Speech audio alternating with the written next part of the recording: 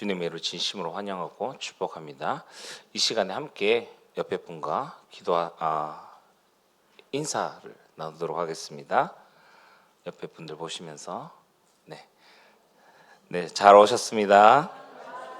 귀한 발걸음 하셨습니다. 주님의 이름으로 환영합니다. 네, 은혜 가득한 예배 되시기를 축복합니다. 네, 사랑합니다. 네, 이 시간 함께 우리 큰사랑교회 공동체 고백문을 함께 선언하도록 하겠습니다. 주보를 참조해 주시기 바랍니다. 함께 선언하겠습니다. 주님은 참된 빛이십니다. 우리를 어둠에서 불러내신 생명의 빛이십니다. 우리의 삶이 세상 속에서 빛이 되게 하소서. 이 세상 가운데 복음의 빛을 비추는 교회 되게 하소서. 하나님의 말씀을 기준으로 삼게 하시고 기도로 하나님의 뜻을 분별하게 하소서. 우리의 마음과 삶을 주님께 드립니다. 우리에게 주어진 모든 것이 주님의 은혜임을 고백합니다. 우리의 생각을 바꾸고 기도로 살며 오직 복음으로 만족하는 교회 되게 하소서. 이제 우리를 세상으로 보내소서. 오늘의 자리, 오늘의 현장이 하나님의 계획이 이루어지는 현장임을 믿습니다. 가정과 교회와 삶의 모든 현장에서 예수 그리스도의 주인 되심을 말과 삶으로 증거하게 하소서. 아멘. 네, 우리는 누군가를 신뢰할 때에 그 사람의 말을 보고 신뢰를 하는 가운데 있습니까? 아니면은 그 사람의 삶을 보고 그 사람을 신뢰하는 가운데 있습니까? 화려한 말로 또 아름다운 말로 꾸민 말로 사랑을 고백해도요, 정작 삶에서 희생이 없다면은 그 사랑은 어떻게 보면 가짜인 것이죠. 우리 신앙도 마찬가지입니다. 오늘 디모데전서 3장은요, 교회의 리더, 즉 감독의 자격을 나열하고 있습니다. 바울은 이러한 리더에게 엄청난 신학적인 지식을 전달하거나 신비한 은사를 먼저 요구하지 않습니다. 오히려 그들에게 요구하는 것은 절제와 신중함, 그리고 단정함과 환대 같은 어떻게 보면 아주 평범하고도 실제적인 성품과 삶의 열매를 요구하는 것을 볼 수 있습니다. 이것의 의미는 무엇일까요? 교회의 리더는 삶으로서는 사람이어야 한다는 뜻입니다. 복음 위에 세워진 교회는요, 단순히 그냥 복음만을 말하는 그러한 공동체가 아닙니다. 복음이 한 사람의 인격이 되어지고요, 그 사람의 가정이 되어지고 세상 속에서의 정직한 뒷모습이 될 때에 교회는 비로소 흔들리지 않는 복음의 터 위에 서게 되는 것입니다. 오늘 이 말씀을 통해서요, 하나님께서 세우시는 리더의 진짜 자격이 무엇인지, 그리고 우리 모두가 함께 세워가야 할 복음의 모델은 어떤 모습인지 나누려고 합니다. 특히나 오늘 말씀은 우리 중지자 되신 우리 장로님들과 또 교회의 직분을 가지고 있으신 분들을 향한 메시지임을 기억하시고 함께 들어나가시면 좋겠습니다. 첫 번째로 선한 일을 사모하라고 이야기합니다. mit보다 이 말이여 사람이 감독의 직분을 얻으려 함은 선한 일을 사모하는 것이라. 디모데전서는 에베소 교회가 거짓 교훈과 혼란 속에 있을 때에 바울이 전달한 편지이죠. 바울은 교회의 직분과 질서를 말하기 이전에 가장 먼저 마음을 이야기하고 있습니다. 왜 그렇습니까? 교회의 문제는 대부분 동기의 문제에서 시작되기 때문입니다. mit보다 이 말이여 라고 이야기하죠. 이 표현은 확실하고 신뢰할 수 있고 반드시 붙들어야 할 말이라는 뜻입니다. 교회의 본질에 대한 확실한 선언인 것이죠.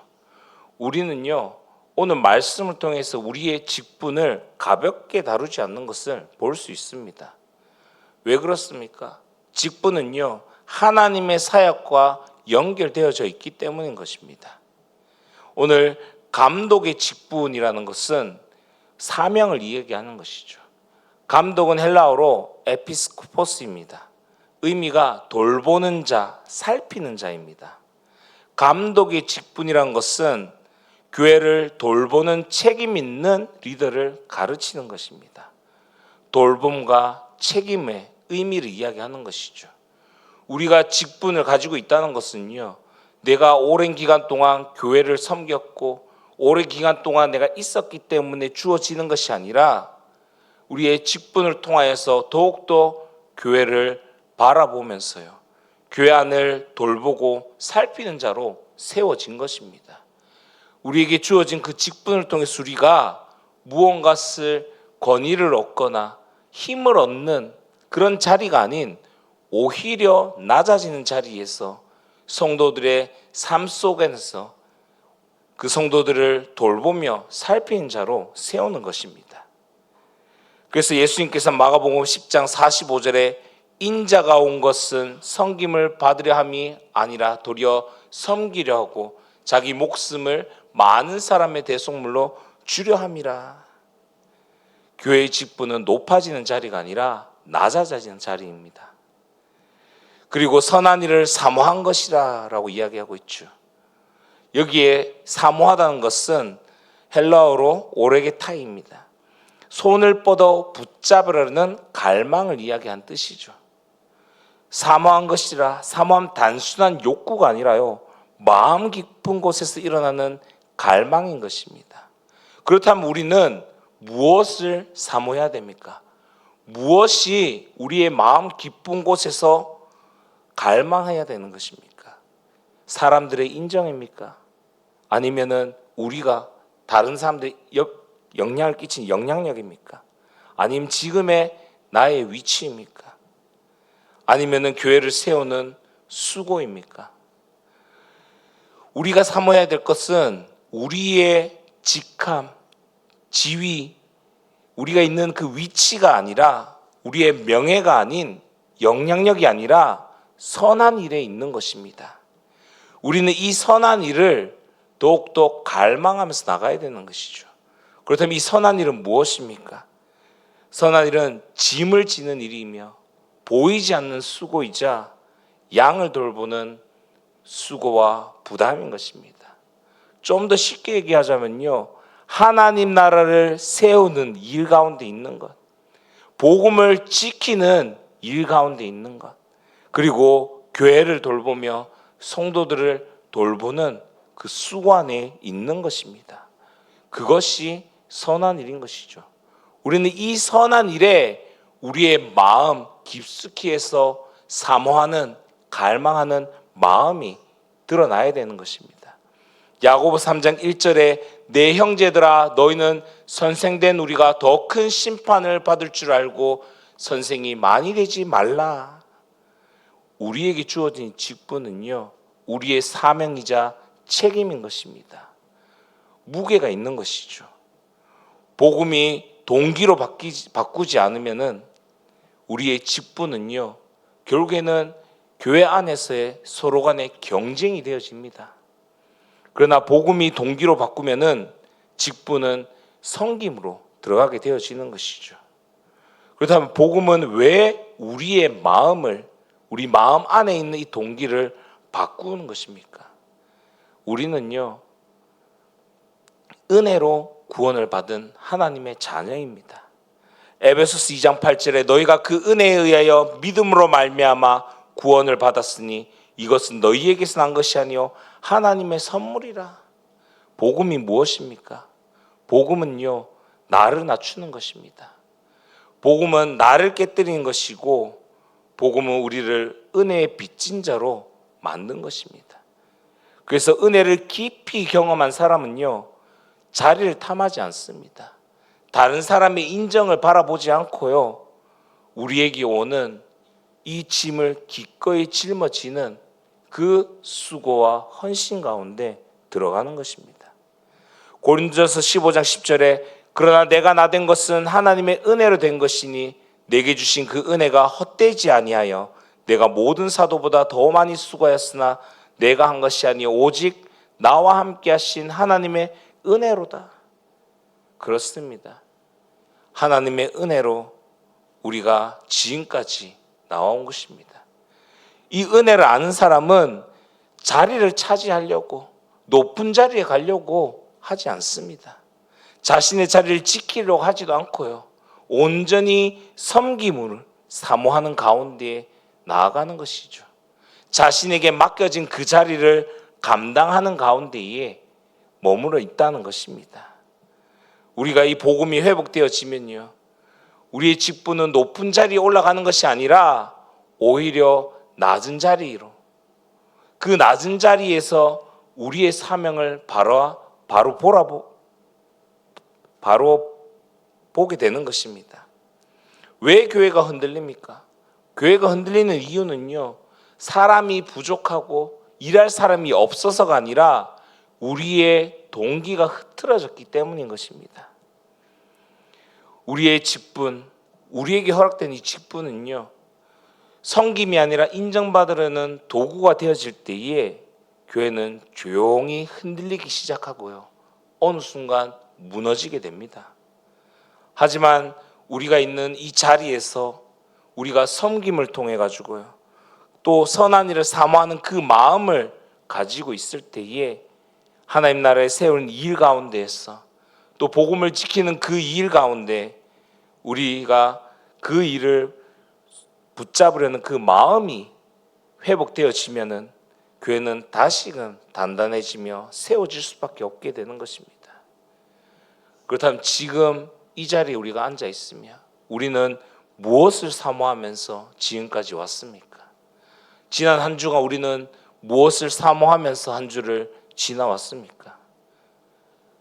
이 복음이요, 우리의 동기를 바꾸게 하시기 바랍니다. 기도로 우리의 마음을 점검하시면서요, 다시금 복음의 본질을 회복하는 가운데 들어가시기 바랍니다. 올 한 해 동안 우리가 복음의 본질을 붙들고 선한 일을 사모하는 교회가 되기를 주님의 이름으로 소망합니다. 두 번째로, 말씀대로 살려고 몸부림친 흔적이 삶에 뚜렷이 나타난 사람입니다. 2절 3절 말씀 보시면은, 그러므로 감독은 책망할 것이 없으며 한 아내의 남편이 되며 절제하며 신중하며 단정하며 나그네를 대접하며 가르치기를 잘하며 술을 즐기지 아니하며 구타하지 아니하며 오직 관용이며 다투지 아니하며 돈을 사랑하지 아니하며 라고 이야기하고 있죠. 이 모든 것이요, 교회를 세우는 사람의 기준을 말하고 있습니다. 그 기준은 놀랍게도 능력을 이야기하는 것이 아니라 성품, 그 성품을 이야기하고 있습니다. 오늘 2절에 감독의 자격을 말하면서 가장 먼저 책망할 것이 없으며 라고 이야기하고 있죠.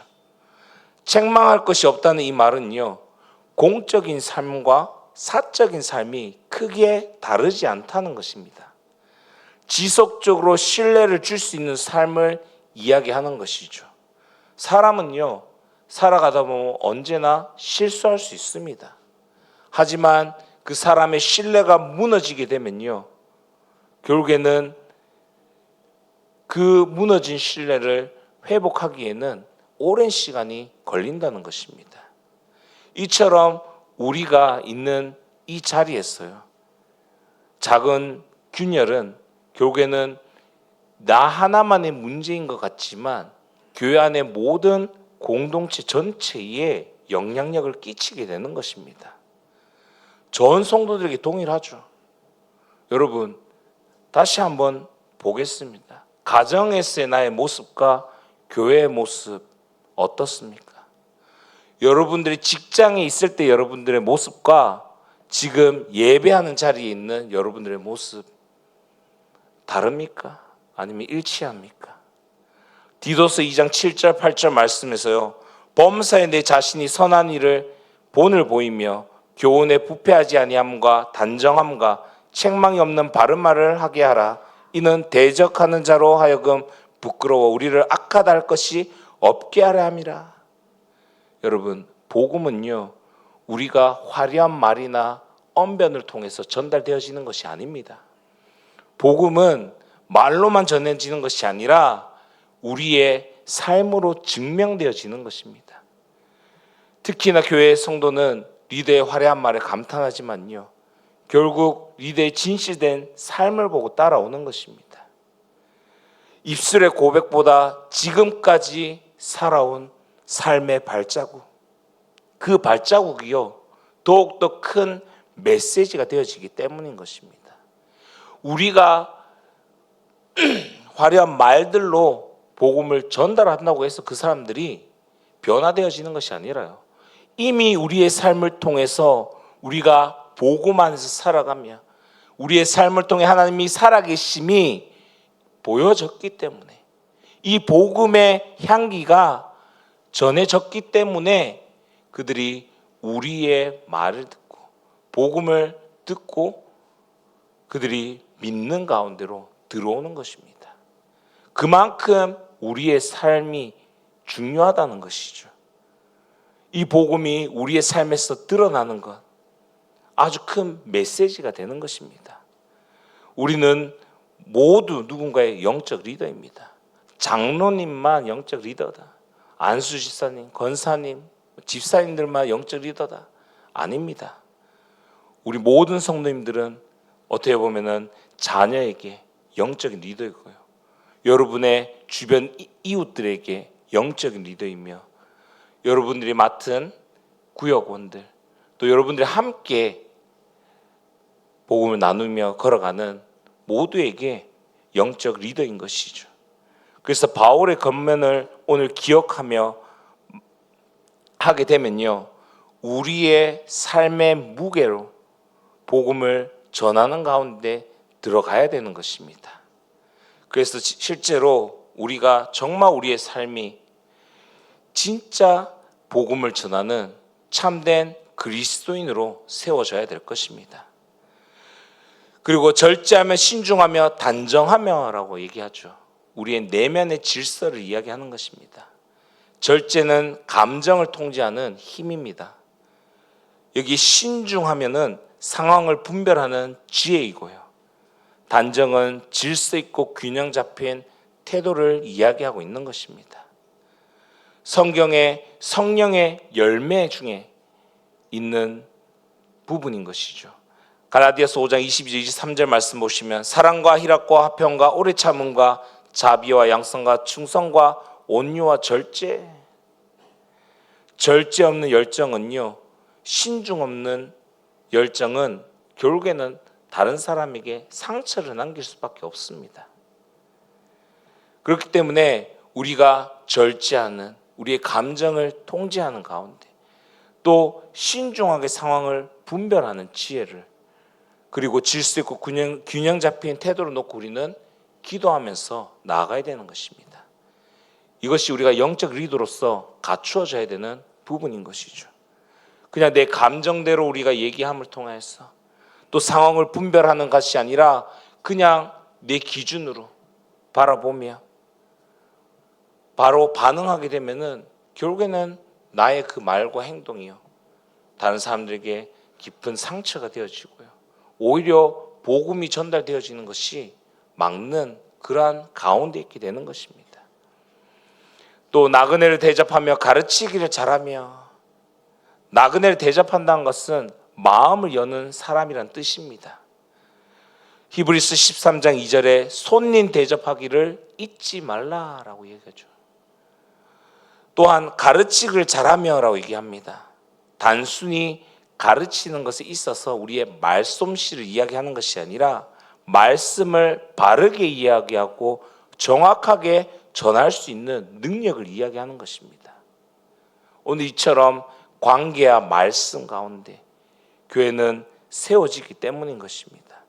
그래서 우리는요, 나그네를 대접하는 것처럼 우리의 모든 사람들을 우리가 수용할 수 있게끔, 그 사람들을 위로하며 사랑할 수 있는 그러한 마음을 여는 자세를, 그 마음을 갖춰야 되고요, 더 나아가서요, 사람들에게 정확하게 말씀을 전달할 수 있는, 다른 것들을 이야기하는 것이 아니라 오직 복음만을 전할 수 있는 그 가운데 서야 된다는 것입니다.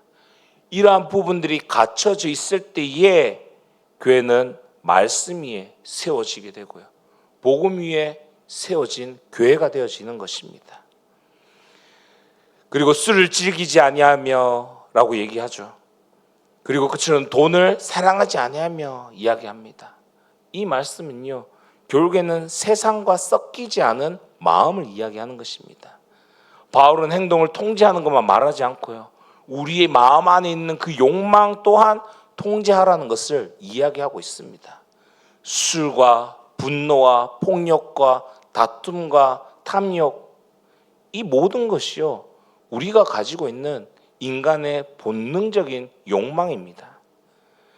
그러면서 구타하지 아니하며 오직 관용하며 다투지 아니하며, 폭력의 부재를 넘어서요, 우리의 태도의 문제를 이야기하는 것입니다. 관용은 약함이 아니라 힘을 통제하는 성숙함을 이야기하는 것입니다.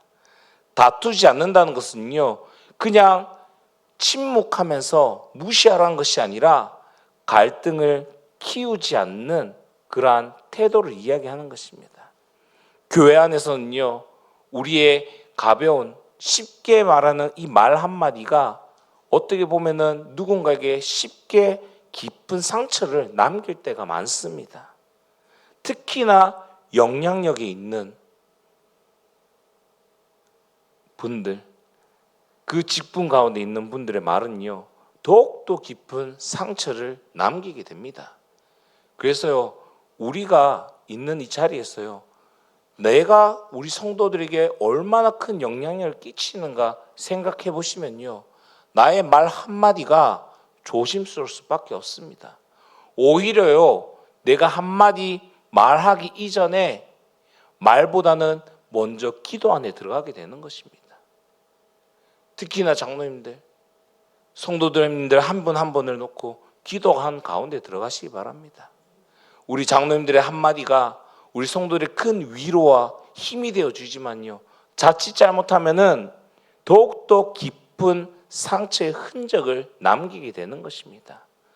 또한 다른 권사님과 다른 직분에 있는 분들도 동일하죠. 그렇기 때문에요, 우리가 무언가를 말하기 이전에 그 사람 놓고 기도하는 자리, 그 가운데 들어가는 것이 너무나도 중요합니다. 그래서 야고보서 1장 19절에 듣기는 속히 하고 말하기는 더디하라, 성내기도 더디하라 라고 이야기하고 있죠. 말의 절제, 우리가 말을 절제하는 것이 어떻게 보면 우리 교회 공동체를 살리는 것이며 지키는 것입니다. 여러분, 말을 절제하되 기도는 멈추지 마시기 바랍니다. 그리고 돈을 사랑하지 아니하며 라고 얘기했죠. 돈 자체가 문제가 아닙니다. 우리가 살아가는데 경제적인 부분 필요하죠. 우리가 전도하고 선교하는 가운데도 경제적은 분명히 필요합니다. 문제는 뭐냐? 우리가 이 돈을, 물질을 너무나도 사랑하고 있다는 게 문제라는 것이죠. 이 돈이 우리의 마음의 방향을 좌지우지하면서 이끌고 가고 있기 때문에 문제라는 것입니다. 어디에 이 돈이 우리의 마음의 방향을 드러내면서요, 우리가 어디로 가고 있는지, 어디에 우리의 안전을 두고 있는지 보여주고 있습니다. 교회는 어떻게 보면 물질로 유지되고 있죠. 하지만 물질이 교회의 중심이 되는 순간, 우리의 신앙이 물질의 중심이 되는 순간 복음은 흐려지게 되는 것입니다. 그래서 우리는 특히나 교회 안의 재정에서 더욱더 투명해야 되고요, 더욱더 조심해야지며 더욱더 낮아져야 되는 것입니다. 디모데전서 6장 10절에 돈을 사랑함이 일만하게 뿌리가 되나니 이것을 탐내는 자들은 미혹을 받아 믿음에서 떠나 많은 근심으로서 자기를 찔렀도다. 사랑하는 큰산교회 성도 여러분, 물질은요 도구입니다. 그 물질이요 우리의 주인이 되어서는 안 됩니다. 그 물질이 우리의 인생의 방향을 정하고 나가게끔 두면 안 되는 것입니다. 그래서 우리는 계속해서 말씀과 기도로 우리 자신을 점검하면서요, 책망할 것이 없는 삶을 향해서 함께 나아가야 될 것입니다. 세 번째로, 가정에서 먼저 인정받는 삶입니다. 4절 5절에 자기 집을 잘 다스려 자녀들로 모든 공산함으로 복종하게 하는 자라야 할지며 사람이 자기 집을 다스릴 줄 알지 못하면 어찌 하나님의 교회를 돌보리요. 오늘 가정을 이야기하고 있죠. 왜 그렇습니까? 가정은요, 어떻게 보면은 리더십의 첫 시험장이기 때문입니다. 가정은 하나님이 허락하신 작은 교회입니다. 그래서 자기 집을 잘 다스려라고 이야기하고 있죠. 여기서 다스림의 의미는 무엇입니까? 지배하라는 것이 아닙니다. 권력을 가지고 억누르면서 억압하며 끌고 가라는 것이 아니죠. 오늘 본문에서 말하는 다스림은 억압이 아닌 세심한 돌봄을 이야기하고 있습니다. 자녀들을 힘으로 굴복시키는 것이 아니라 사랑의 본을 보여 그들이 기꺼이 기쁜 마음으로 따르게끔 만드는 영향력을 이야기하는 것입니다. 요한복음 14장에요, 예수님께서 제자들의 발을 씻기시는 장면을 볼 수 있습니다. 예수님은요, 제자들을 섬김으로써 다스리는 것을 볼 수 있습니다. 그 다스림은요, 희생적인 사랑의 다스림입니다. 우리 또한 가정에서 사랑과 섬김으로 다스릴 줄 모른다면요, 오늘 우리가 섬기는 하나님의 교회를 돌볼 준비가, 그 자리에 우리가 서서 하나님의 일을 할 수 있는 그 준비가 되지 않은 것임을 기억하셔야 될 것입니다. 모든 공손함으로 복종하게 하는 자라고 얘기합니다. 공손함은 존중이 살아있는 관계를 뜻하는 것입니다. 에베소 6장 4절에 아비들아 너희 자녀를 노엽게 하지 말고 오직 주의 교훈과 훈계로 양육하라. 복음 안에서의 질서는요, 존중을 포함하는 것입니다. 강압으로 얻는 순종은 겉으로만 남게 되지, 그러나 그 가운데에요, 미움이 남게 되고요, 상처가 남게 되고요, 결국에는 질서가 아닌 혼란 가운데 있게 되는 것이죠. 겉모습만 남게 되는 것입니다. 하지만 존중 속에서 자라는 순종은 마음 깊이 남게 되는 것입니다. 이처럼 교회 안에서도 동일하게요, 우리는 사랑함으로, 우리가 공손하며 또 그들을 우리의 희생적인 사랑과 순종과 섬김으로써 돌봄으로 나가야 된다는 것입니다. 그때에 진정으로 우리가요, 교회 안에서의 서로를 섬기고 또 그 안에서 우리가 서로를 순종하면서 또 교회를 순종하며 나아가게 되는 것입니다. 가정에서 복음이 흐르게 되면은 그 안에서의 관계도 변하게 되는 것입니다. 가정 안에 복음이 흐르게 되면요, 가장 먼저 어디에서 변화가 되어지냐? 말투가 바뀝니다. 우리가 강하게 명령적으로 얘기하다 보면 하는 것이 부드럽게 바뀌어지게 되는 것이죠. 그러면서 무엇이 바뀝니까? 우리의 마음과 태도가 바뀌어지게 되고요, 그 가정의 분위기가 완전히 달라지게 되는 것입니다. 그렇기 때문에 우리의 가정은 복음이 흘러야 하는 자리인 것입니다. 그렇다면 오늘 왜 가정을 먼저 보았습니까? 사람이 자기 집을 다스릴 줄 알지 못하면 어찌 하나님의 교회를 돌보리요. 교회는요, 어떻게 보면 더 큰 가정인 것입니다. 우리는 한 가족이죠. 예수 그리스도 안에서의 한 지체로서 한 가족입니다. 이처럼 가정에서의 실패한 원리가, 우리가 그것을 가지고 교회에 오면은 교회에서 성공이 될 수 있습니까? 아니죠. 교회 안에서 동일하게요, 같은 문제와 같은 부분에 있어서 서로 간의 갈등 가운데서 무너질 수밖에 없게 되는 것입니다. 우리가 가정에서 감정을 통제하지 못하면요, 교회 안에서 동일하게 상처를 남기는 가운데 있게 되는 것입니다. 가정에서의 책임을 우리가 회피하는 가운데 있으면 교회 안에서도요, 계속해서 우리는 부담을 피하려고 하고요, 섬김을 피하려고 하는 가운데 있게 되는 것입니다. 복음은 우리가 지금 예배드리는 이 자리에 교회 안에서만 증명되는 것이 아니라요, 여러분들이 식사하는 그 식사의 자리에서, 부부와의 관계 사이 속에서, 자녀와의 대화 사이에서 증명되어지는 것입니다. 그렇다면 복음은 가정을 어떻게 변화시킵니까? 사람의 중심을 바꿉니다. 자기 중심에서 하나님의 중심으로, 자기 주장의 중심에서 섬김의 중심으로. 우리가 가정에서 왜 자꾸만 부딪히고 싸웁니까? 내 주장이 옳다고 생각하고 서로의 주장을 계속해서 밀고 나가니까 그렇지 않습니까? 한 명만 양보하더라도 그 싸움은 멈추고요, 끝이 납니다. 근데 싸움이 계속되어진 이유가 무엇입니까? 서로가 옳다, 서로가 맞다고 자기 주장을 하니까 결국에는 끝이 나지 않는 것입니다. 하지만 우리가 복음의 중심 가운데 있게 되면요, 결국에는 내 중심에서요, 섬김의 중심으로 가게 됩니다. 에베소서 5장 21절에 그리스도를 경외함으로 피차 복종하라.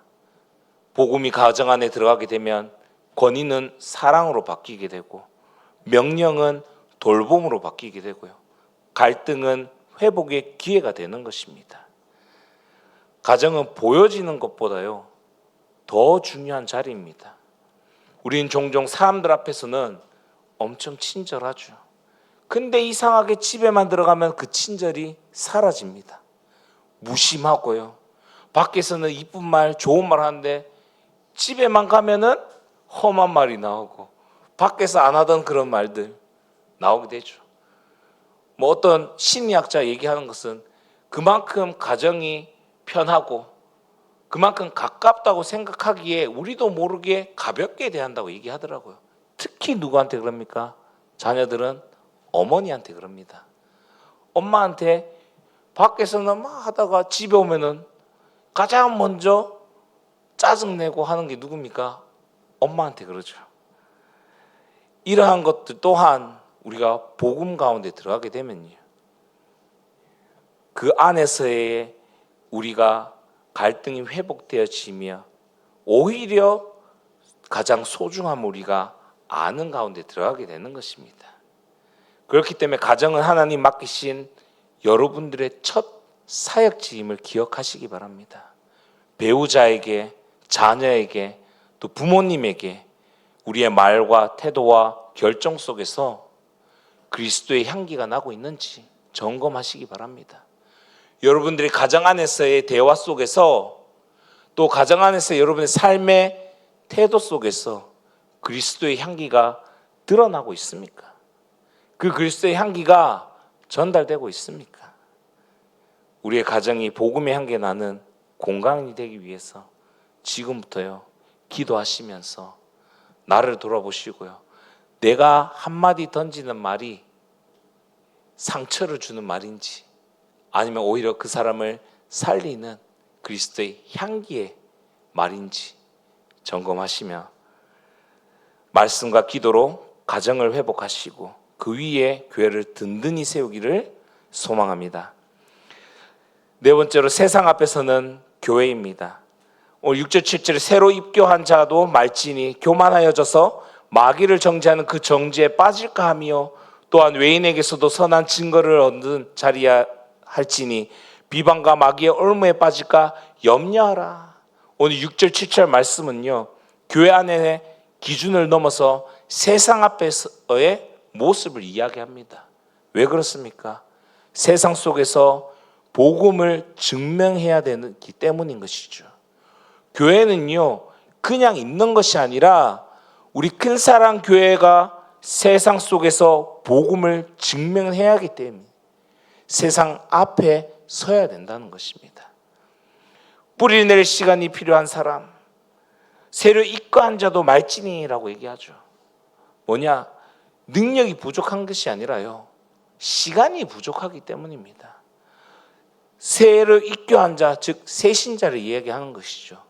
그 새신자가 성숙할 시간이 필요하다는 것입니다. 충분히 뿌리 내릴 시간이 필요한 사람이다라고 얘기합니다. 차별이 아니라요, 보호인 것입니다.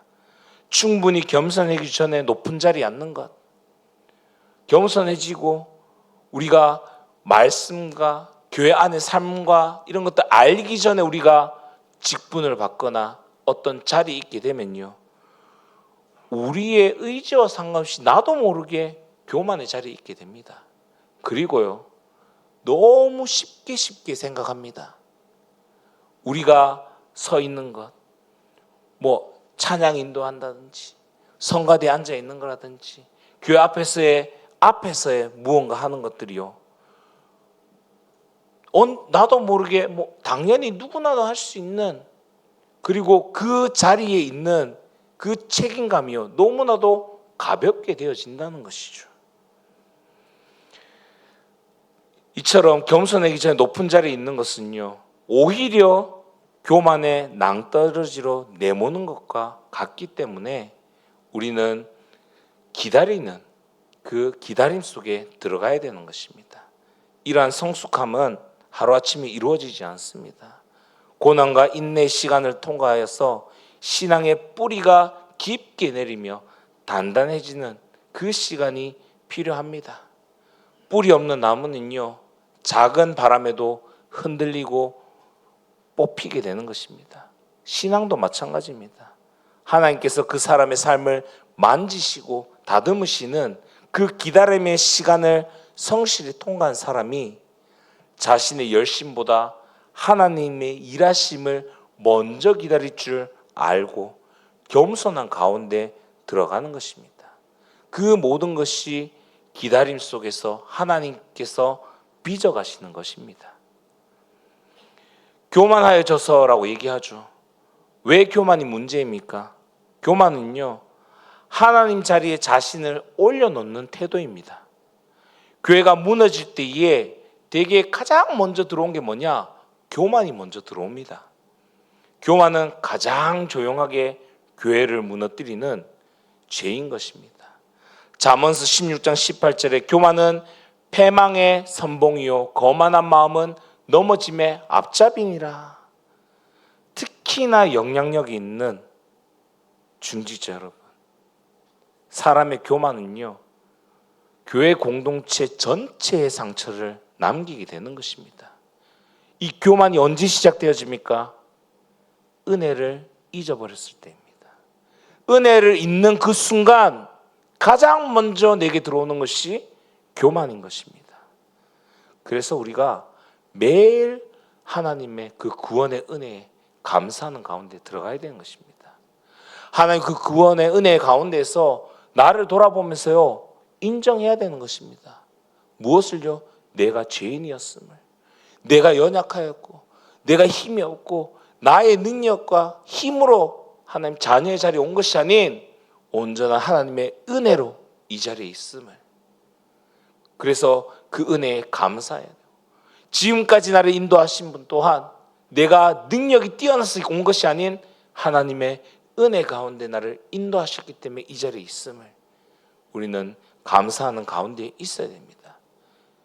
그렇지 않으면요, 어느 순간에 교만을 인해 내가 지금까지 해온 것들, 내가 긴 시간 동안 신앙생활 해온 것, 그것이요 먼저 나서게 되고요, 다른 것들이 먼저 나와서요, 결국에는 하나님의 은혜를 잊는 가운데 어느 순간 내가 해온 것들, 나의 경험이 드러나게 되는 것입니다.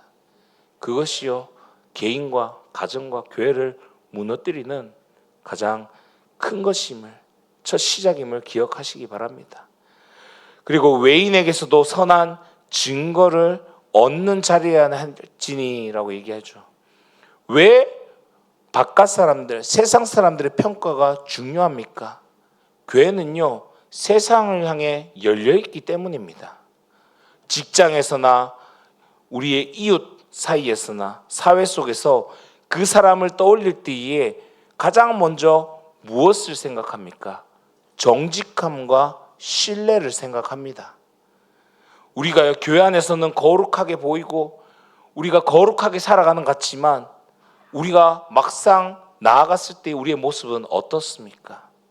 만약에 밖에서 다른 모습을 보인다면요, 우리가 그러한 삶 가운데서 이 복음을 전한다면 설득력을 잃을 수밖에 없습니다.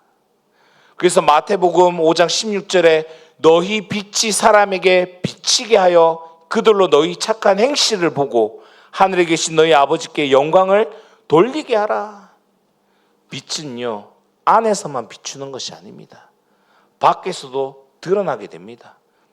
교회는 세상 속에서 복음을 드러내는 공동체입니다. 빛을 비추는 공동체인 것입니다. 이처럼 세상 사람들에게 복음의 거부감을 없애준 것이요, 아주 매력적인 그리스도인인